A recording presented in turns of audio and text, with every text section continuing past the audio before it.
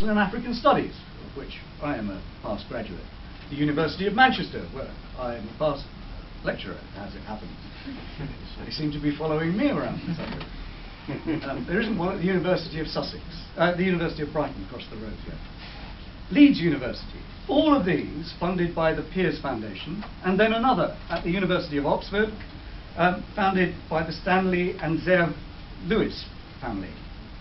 At SOAS, the posts are named Israeli Studies posts. At other universities, the names link Israel, but they link it by making direct reference to Middle Eastern studies or Mediterranean studies.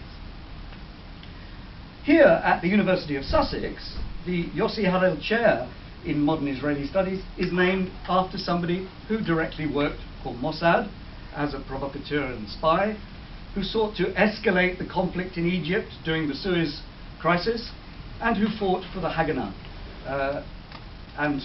You can follow this through. Now, this is not an argument against having a chair that specializes in the Middle East, or specializes in that particular part of the Middle East that is covered by what is today called, in political terms, Israel, or having a chair that looks at the relationship between Israel and the Palestinians, Israelis and Palestinians, or Israel and Palestine. It's not an argument against having such a chair. But it is an argument to say that in the circumstances that I have just described, this looks, at first blush, and since it was established, less like a dispassionate inquiry into what is going on, and more like something that is divorced, distanced from academic scholarship and inquiry, and much more like a propaganda exercise on behalf of one side of a perennial conflict in the Middle East. And under such circumstances, I think there is a serious question to be asked about the academic integrity of the process that established it, questions that need to be asked about what the purpose of the chair is, how it places itself in relation to the conflict to which I just referred, how the appointments are made and who qualifies and is disqualified. For instance, were it to be the case that I was a historian of the area, which I am not, but am well known for a certain hostility to Israel and to Zionism, were I to apply for the chair, which I won't do because I'm certainly not in my field of expertise, would I, by dint of my political position on the question of Israel, be debarred from it? If I was a Muslim, would I be debarred from it? More sharply, if I was a Palestinian, would I be debarred from it?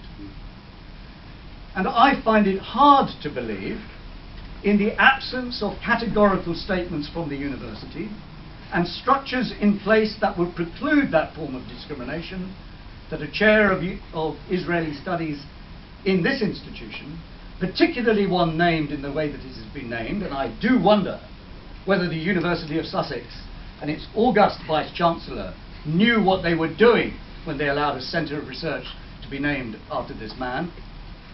I do ask that question. In the absence of those kinds of guarantees, I think there's a suspicion that we all might have about the nature of this being a propaganda exercise on behalf of Israel rather than on a genuine academic exercise is a legitimate suspicion.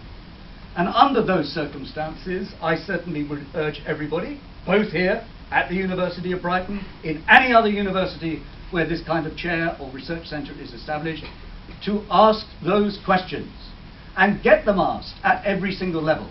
In your students' union, in your trade unions, in your faculty boards, in your academic boards, and even on the Board of Governors.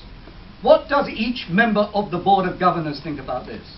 What does each new member or existing member of the academic board, whether they were here at the time of the establishment of this chair or were not, what do they say to those who would put to them, in the absence of the kinds of questions being answered that I posed at the beginning of this meeting, this university, if it is to have any scholarly activity, integrity, should abolish this chair until those questions can be satisfactorily answered.